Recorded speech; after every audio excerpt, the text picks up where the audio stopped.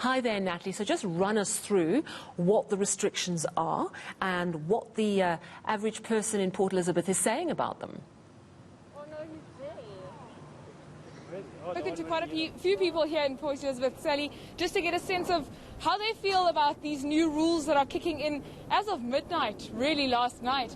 So the first that needs to be remembered is that the curfew has been extended. It now starts at 10 o'clock, which means most businesses will start winding down just before that to make sure that there's no one in the street come 10 o'clock in the evening. We've spoken to several law enforcement officials who say they're starting with their blitzes this evening already to make sure the streets are cleared of people to adhere to this extended curfew.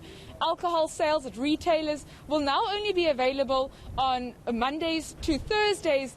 Fridays, Saturdays and Sundays are going to be pretty dry with no alcohol being sold at retailers.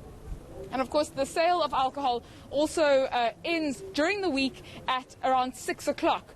This comes as great relief to many of the healthcare workers we've spoken to, who said the best case scenario, just before the president made his announcements last night, the best case scenario for them would have been a complete blanket ban of the alcohol sales, just because alcohol-related injuries cause so much pressure on an already overburdened health system.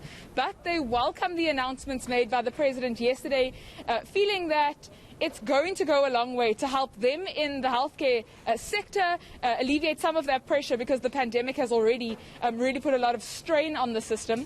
We've stopped by the promenade earlier today to check in with everyday people here in PE, and there seems to be some consensus that these restrictions come at just the right time, just before the holiday migration kicks off in the next few days. And it certainly looks like a beautiful day in Port Elizabeth, Natalie. I'm just wondering, we know that those restrictions kicked in at midnight last night. Is it clear that there are more police on the streets monitoring what people are doing?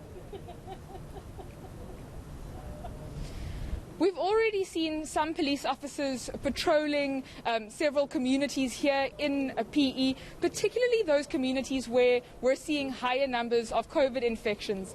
Some of the informal settlements that we visited today, we saw law enforcement also start their early patrols, particularly around those liquor outlets, knowing how sensitive the closure is and how some people have actually been neglecting the compliance of only selling at certain times and adhering the COVID protocol. So already we've noticed a step up.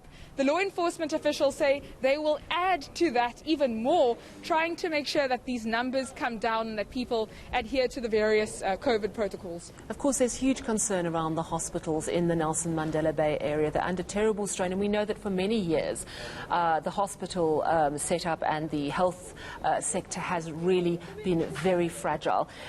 We heard last night that there was some talk of extra bed capacity coming to the Nelson Mandela Bay area.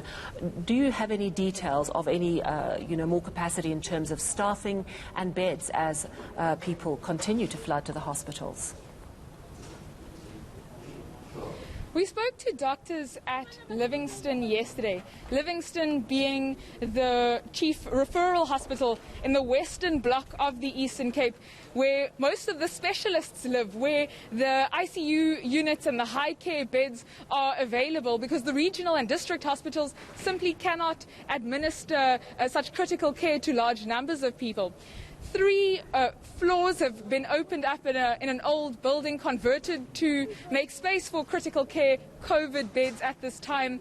We also spoke to Gift of the Givers this week, who are making available around 20 EMF and paramedics who are expected to help out at Livingston in the next few days. In fact, they explained they're in conversation with the Provincial Health Department to just iron out the last of the Memorandum of Understanding, because those paramedics are able to administer the high nasal flow oxygen and other key parts of treatment necessary in the treatment of COVID patients. So the staffing issue is a great one. There are high levels of absenteeism just because many of the healthcare officials in this province and elsewhere are falling ill, and they've had to be off work due to quarantine or isolation. So it's a great need here, and organizations like the humanitarian aid group Gift of the Givers has stepped up to many hospitals in the Eastern Cape, and particularly here in Nelson Mandela Bay. ETV reporter Natalie Malchas, thank you very much for coming to us live this afternoon from Nelson Mandela Bay.